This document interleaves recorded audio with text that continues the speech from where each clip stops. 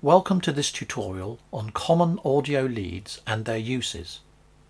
Here's a roundup of the primary studio audio leads with example uses.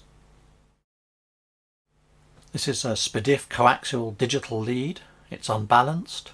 It's used as a cost-effective alternative to AES-3 and is found on cost-effective interfaces and studio devices. This is an AES-3 digital lead. It's 2-channel, electrical. It's balanced, male to female XLRs. It's essentially a professional version of the SPDIF coaxial lead. And it's used for 2-channel interconnection, for example between a digital interface and an effects processor, or a mixing console and a stereo recorder. This is a Toslink fibre optic digital lead. It carries an optical version of the SPDIF stereo digital signal, and it can also carry an 8-channel ADAT light pipe optical signal. It's used for consumer and professional digital interconnection such as hi-fi separates or 8-channel audio between a digital mixing desk and an ADAT enabled PCI interface card or audio interface. Unlike analog audio leads, the cables don't suffer from ground loop or RF interference problems. This is a D-sub-25 or AES-59 lead. It's 8-channel bidirectional in and out, and it's a digital electrical signal.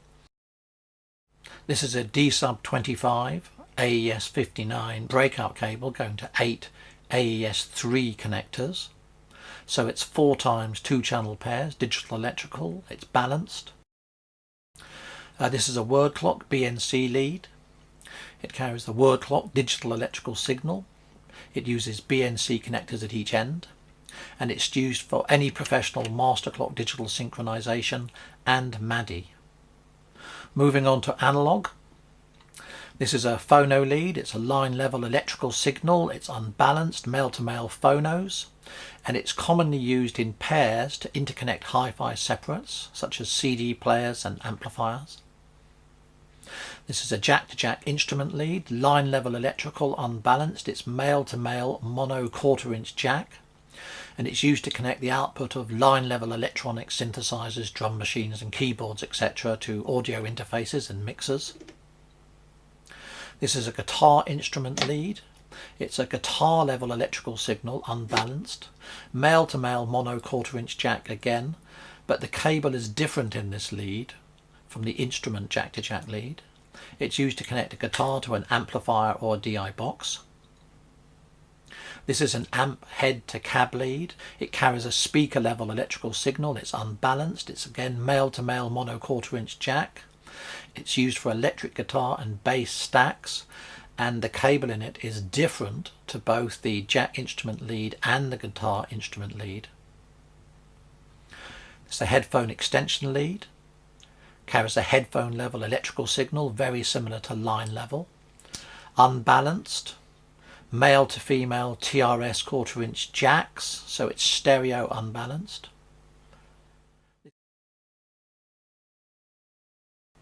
This is a GPO B gauge patch bay chord lead.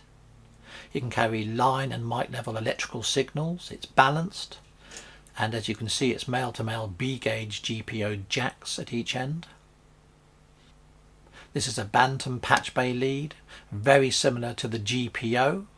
Balanced line and mic level electrical signals. It has Bantam jacks at each end, and it is essentially a mini version of the GPO B gauge jack. A mic lead. Carries a mic level electrical signal. It's balanced, of course, male to female XLRs, and it's used to connect microphones to stage boxes and mic preamps, and DI boxes to mic preamps and mixers. Next up, we've got a TRS 1/4 inch jack installation lead. It's a line level electrical signal. This time it's balanced male to male TRS 1/4 inch jacks. It's used for static studio installation wiring looms. It's a cost-effective alternative to XLRs.